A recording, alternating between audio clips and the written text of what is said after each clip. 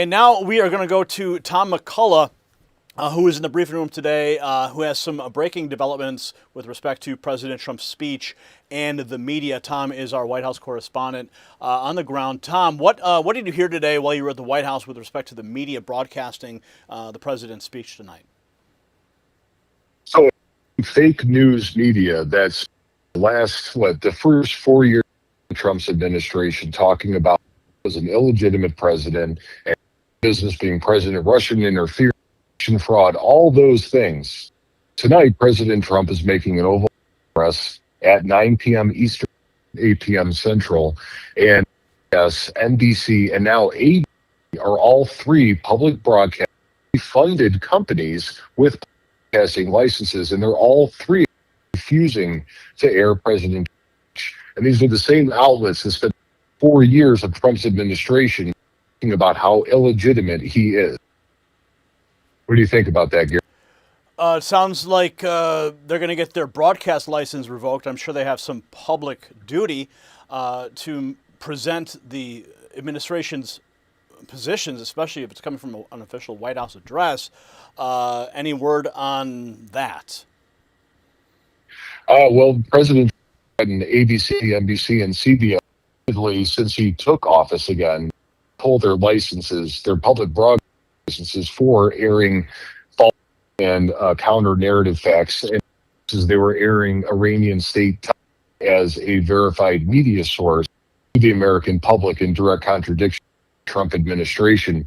Now have obligations under that same broadcasting license to air any address or any speech made by the United States of America. If they refuse to air that and to 100 million American citizens on actual evidence that Trump is declassifying at 6:30 p.m. Eastern, which 7 minutes ago he just declassified their investigation that they had into election, and they're going to make that ready for public consumption. They have every reason to believe that they can't get their license over this for refusing the president's message to the American, which is why they have a public broadcasting in the first place. All right, Tom, thank you so much for that update. And we're going to get into our official White House rundown. Thanks for everything you're doing out there for us in the swamp on that hot day.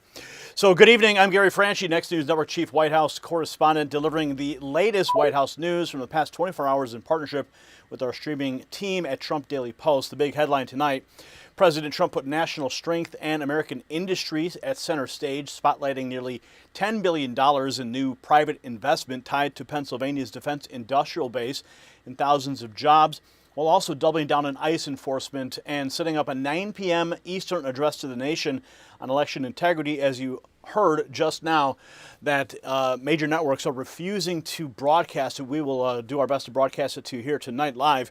Now here's your full White House rundown. According to the daily guidance, the president's Thursday began with executive time at 8 a.m. at the White House. The schedule then moved into an Oval Office meeting with Senator Darline Graham at 9:30, followed by an 11 a.m. Oval Office meeting with the president of El Salvador.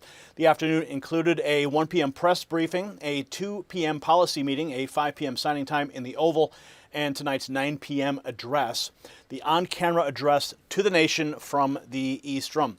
And from the pool report today, White House Press Secretary Karoline Leavitt opened the afternoon briefing at 1:19 p.m. During that session, she announced that President Trump will attend the FIFA World Cup Final on Sunday in New Jersey, where Spain will face Argentina. It was a straightforward scheduling update, but one that has put the president on hand for a major international event on American soil. The briefing wrapped at 1:58 p.m. after Karoline fielded about 40 questions, including questions tied to the president's address tonight and the conflict in Iran. The length and scope of the exchange underscored an administration staying visibly engaged across domestic and foreign policy fronts. Over the past 24 hours, the White House message stayed firmly focused on results. President Trump's Pennsylvania Defense and Innovation Summit at the U.S. Army War College in Carlisle showcased peace through strength, defense modernization, and Pennsylvania's role as an arsenal of freedom. The summit highlighted nearly $10 billion in new private investment expected to create more than 4,000 jobs, including major commitments from General Dynamics, Lockheed Martin, Hanwha Defense USA, and a massive Blackstone pledge of more than $40 billion over 5 years. The White House also pushed the broader point that defense investment in Pennsylvania stands roughly 25% higher than under the prior administration. The president also used the day to back ICE officers without hesitation, calling traffic stops one of the most important and effective crime-fighting tools and making clear that retreat is not happening on his watch. He paired that law and order message with a preview of tonight's national address on elections, voter fraud concerns, voting machines, and election integrity. In a White House statement today, the Trump administration also launched a global campaign to crush radical left terrorism. Secretary of State Marco Rubio, Treasury Secretary Scott Bessent, and Homeland Security Advisor Stephen Miller framed the effort as a full-scale push to cut off funding, dismantle networks, and coordinate internationally against Antifa-linked violence and other left-wing extremist activity. So taken together, the last 24 hours show a White House pressing on several fronts at once, rebuilding American industry, reinforcing law enforcement, tightening national security, and keeping the president squarely in command of the national agenda.